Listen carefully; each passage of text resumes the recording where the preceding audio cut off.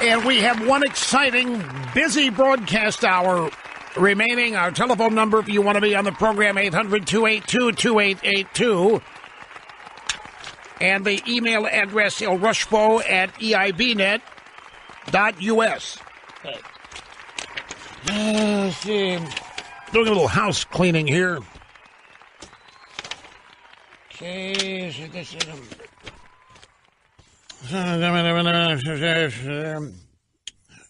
Okay. One more bit of house cleaning. Just getting the audio sound bites in order. There are some things that we want to get into here that I haven't had a chance to broach yet. And this next story actually dovetails with our first caller today, Rachel. When we were discussing, she wanted to know, where do I go to find straight down the middle news? Something reliable, factual, untainted, don't have any doubts about it. And I told her there is no such place. And by the way, when has there ever been? Well, I'll guarantee you back in the 60s, in the 50s and 60s, when it was just ABC, CBS, NBC, you'd be stunned the number of people that thought it was gospel. Not everybody did, but it's not that way now because the drive-by media's monopoly has been blown to smithereens. That began in 1988. So in the course of our discussion, I was asking her, I set up some circumstances, the Trump-Russia collusion story. I pointed out there's no evidence. The people making the charge for it have no evidence. In fact, the only evidence we have is that Hillary and her campaign colluded with Russia in the creation of the Trump dossier. I said, what would it take for you to believe? She said, Trump would have to prove he didn't do it. I said, how can he do that? How can anybody prove they didn't do anything? I said, besides that, that's not what's on the table here. This is a legal matter. We have a special counsel, Robert Mueller and Coup and the gang, and they're trying to put Trump in jail. They're trying to get Trump kicked out of office.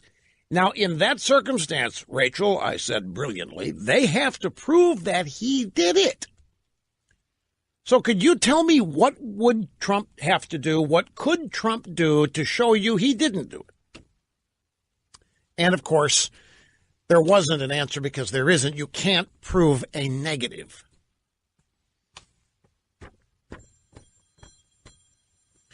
Another example. Wait a minute. Who's buzzing me now? I can't take this call now, and I don't even know that. I'm sorry about that, folks. I just ditched it. See, I didn't even have to pick up the phone to ditch it. Just ditched it right there on the trusty Apple Watch, and it's gone. Now, remember I have said to you in the past that in my music playing days, DJ days, had a program director who had a philosophy that you can never be hurt by a song you don't play. Now, what that means is, if you play a song that a lot of people don't like, they will punch the button and go to another station, and that hurts you. So his theory was, if we don't play a couple songs that are good, nobody's going to really ever know that we're not playing them. But if we play a wrong tune, they punch out, we've had it. I said, yeah, but can't we benefit by play? But he said, yeah, of course, but they'll never know we're not. They can't prove that we're not playing it because nobody listens 24/7, 365. Same thing here. There's nothing anybody can do, Trump or anybody, to prove he didn't collude with the Russians. But fortunately, in our way of life, our system, he doesn't have to. So, boy, does this story, what a great dovetail this is. This is from thehill.com, and here's the headline. Facebook tells Congress it cannot prove or disprove Trump-Russia collusion. Now, you talk about something ending with a whimper. The Facebook connection was the closest thing the Democrats thought they had to proof of Russian collusion. You know why? Ads. They are convinced. Remember that soundbite we played earlier this week? I'm driving home. I'm listening to these eggheads on MSNBC, and one of them, Chris Jansing's got some expert, some Democrat think tank, and she's saying, we have just learned that a increasing number of Russian bots are driving the hashtag to release the memo. And this holier-than-thou stuffed shirt guest said, this is what we have feared. This, Chris, is exactly what we've been afraid of. So I'm riveted at this because we have two people that don't know what they're talking about, simply hoping and wishing and making it up. So they're thinking the American people couldn't possibly want this memo released, the Devin Nunes memo. The American people couldn't possibly want that released. It has to be the Russians doing it. With the Democrats' fallback is the Russians are responsible for everything that's going against them. Which is funny because usually these people love Russians and love communists. Oh, speaking of that, wait till you hear. I've got a couple sound bites from a millennial. Wait till you hear this. Do not let me get to the second half hour with not having aired these things. Facebook tells Congress it can't prove or disprove Trump-Russia collusion. The Democrats relying on Facebook ads, everything, because they're grasping at straws because there isn't any evidence Trump did it. The evidence is that the Russians were colluding with Hillary. Facebook informed Congress in newly released documents that it could not prove or disprove collusion between Trump's campaign and Russians, who may have used the online platform to try to sway opinions during the 2016 election. Now, some people think this would be the big news of the day. I think this is a crock, because the whole notion Facebook tells it can't prove or disprove, that's not the story. The story is Facebook tells Congress it cannot prove Trump-Russia collusion. There is no disproof. There is no proof somebody didn't do it. I know you're thinking, okay, somebody robs a bank and the guy accused of it sitting at home with his family having turkey. You can prove he wasn't there. Yeah, alibi, I know. But in this circumstance, there isn't any proof that Trump didn't do it. There has to be proof that he did. And that's the story, and that should be the headline. Facebook tells Congress it cannot prove Trump-Russia collusion. Throwing disprove in there remains it's a possibility. And it isn't. No, and I don't think I'm going on a limb. I do not think, I've never thought this happened.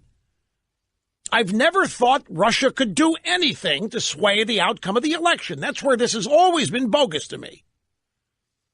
And everybody before the elections even said so. Obama, any number of people, our election, our presidential election, is too diverse. It's too spread out. It's too widespread. There is no way. Voting machines are not even connected to the internet. There is no way the Russians could determine the outcome of an election and get away with it without doing things that would be noticed. But even if, I just don't think it's possible. So that's been the faulty premise of this from the get-go. In written questions from the Senate Intelligence Committee, Facebook representatives were asked whether metadata on their site could reveal possible collusion between Trump's campaign and the Russians. A possibility raised by some researchers. What researchers? Who are they?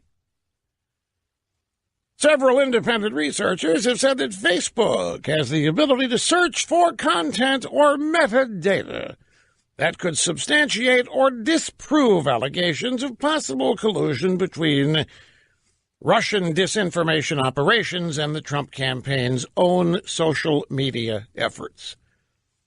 Facebook does not believe it's in a position to substantiate or disprove allegations of possible collusion. Well, maybe not, but we can prove that Hillary did.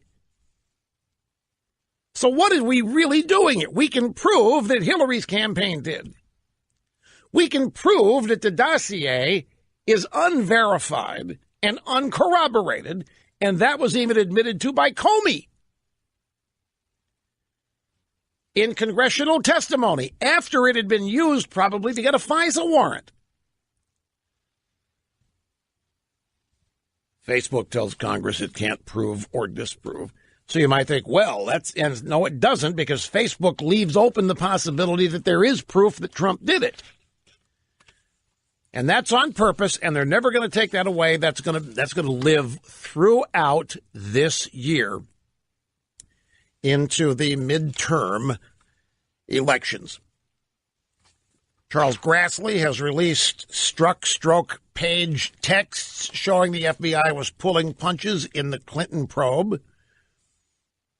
In a text message flagged by Grassley, Lisa Page suggested that Strzok should not take an aggressive approach to the Clinton investigation because of the strong likelihood she would be elected president. Quote, one more thing. She might be our next president. The last thing you need is going in there loaded for bear. Meaning you don't need to really be investigating her seriously because she's going to get elected and she's going to remember us, and we don't want to be remembered as having caused her trouble. You think she's going to remember or care that it was more DOJ than FBI? No. She's going to remember us, Page wrote.